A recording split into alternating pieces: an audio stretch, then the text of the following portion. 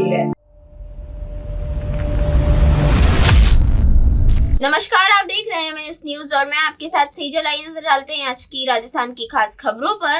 अंकित पुरोहित की रिपोर्ट। महिला उत्पीड़न के समाधान के प्रति सरकार संकल्पबद्ध। विजया। राष्ट्रीय महिला आयोग के अध्यक्ष विजया रहाटकर ने कहा कि महिलाओं की शिकायतों पर निस्तारण करने के लिए महिला आयोग सभी राज्यों में जन सुनवाई कर रही है। हम परेशानियों के निवारण में आर्टिफिशियल इंटेलिजेंस का उपयोग भी कर रहे हैं। महिलाओं को उसका उपयोग भी बता रहे हैं जिससे वो इसका उपयोग कर साइबर फ्रॉड से बच सके। उन्होंने उनकी अगवानी की है, स्वागत किया है। पूर्व महापौर वनिता सेठ से लेकर के यहाँ के जिलाध्यक्ष हैं राजू पालीवाल की बात करें, सुनील तिवारी की बात करें, वरिष्ठ नेता जो है नरेश सुराना की बात करें, तो आप समझ सकते हैं ये तस्वीर बहुत महत्वपूर्ण हो जाती है खास तौर पे।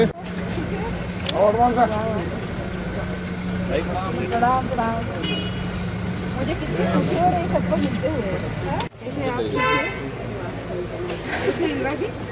आपको पता है मैडम सामने चलिए मैडम। मैंने कल सबको बोला आया था हनुमान साहब थोड़ा सा बहुत दिन हो गए उसके साथ मुलाकात की, उसको तो मैसेज करें जरूर देंगे।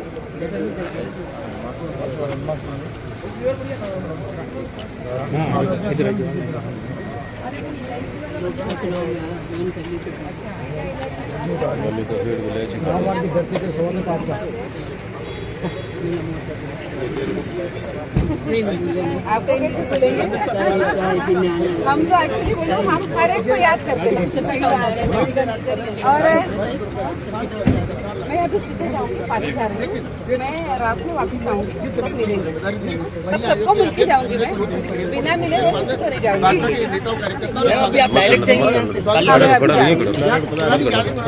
लेकिन साथ में ये भी कहा है कि महिलाओं की स्थिति सुधारने के लिए देश के प्रधानमंत्री मोदी के नेतृत्व में पूरी तरह से समर्पित है।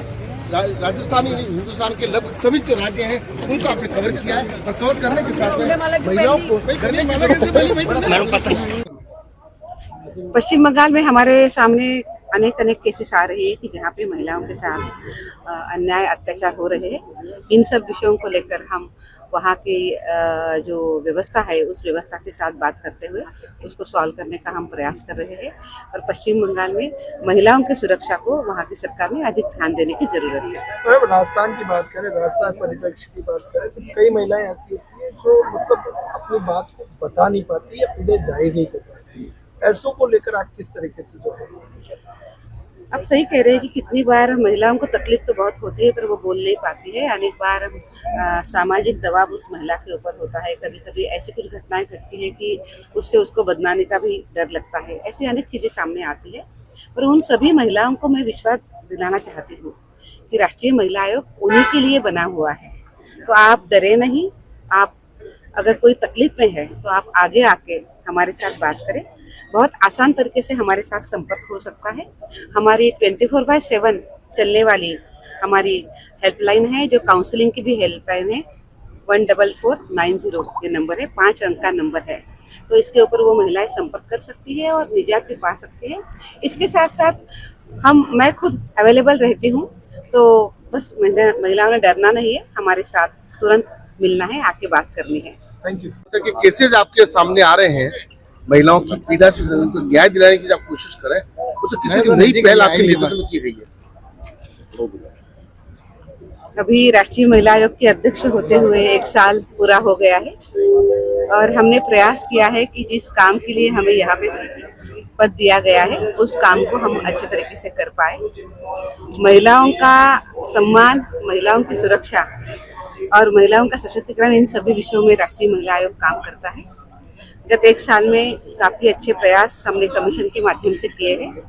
अभी हमने देश के हर कोने से महिलाओं की कंप्लेंट्स हमारे पास आती है, लाखों कंप्लेंट्स हर साल आती है। हमने अब प्रयास किया है कि वो महिलाएं अगर खुद होके अपने पास दिल्ली तक हमारे तक नहीं पहुंच पाती है तो हम ही उनके पास जाएंगे। और हमने राष्ट्रीय महिला आयोग आपके द्वार नाम की एक जन सुनवाई शुरू कर दी। मुझे ये कहते हुए बहुत अच्छा लग रहा है कि गत 6 महीने में हमने 75 से ज़्यादा जन सुनवाई महिलाओं की हमने करी है। पीड़ित महिलाओं को राहत देने का प्रयास भी किया है।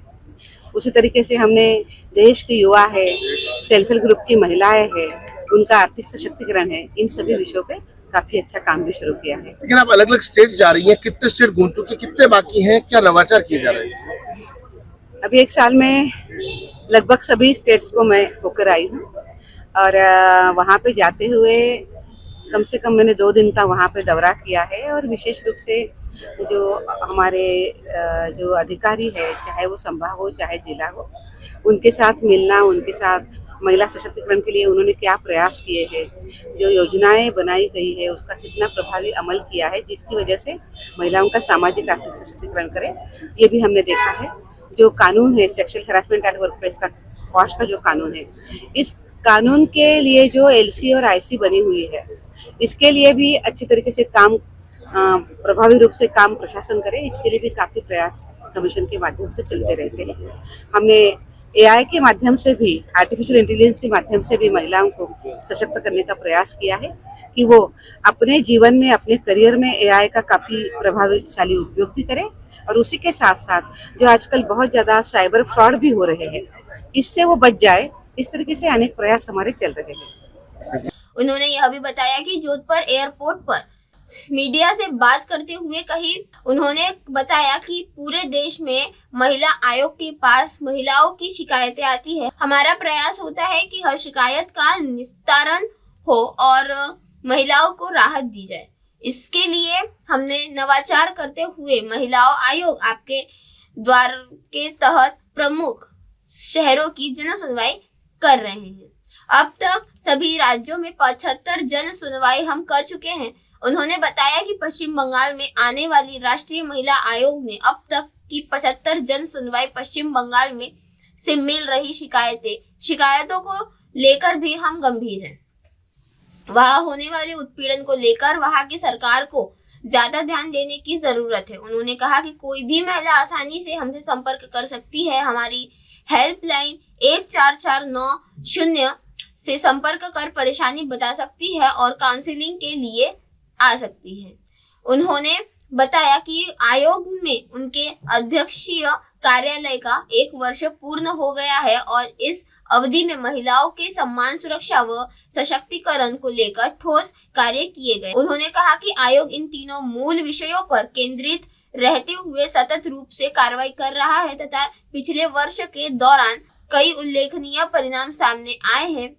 उन्होंने कहा कि राजस्थान की महिलाएं अपनी समस्याएं खुलकर नहीं रख पाती। इस सवाल पर विजया राहटकर ने कहा कि यह सच है, लेकिन राजस्थान की महिलाएं शर्मीली होती है और अक्सर सामाजिक बंधनों तथा बदनामी के भय से शिकायत दर्ज नहीं करा पाती। उन्होंने कहा कि मैं सभी महिलाओं से कहना चाहती हूँ कि राष्ट्रीय महिला आयोग आपके लिए बना है। डरे नहीं, बेझिझक होकर टोल फ्री नंबर पर शिकायत दर्ज कराएं।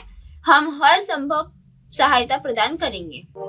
आप देख रहे हैं एमएनएस न्यूज़, सच जरूर।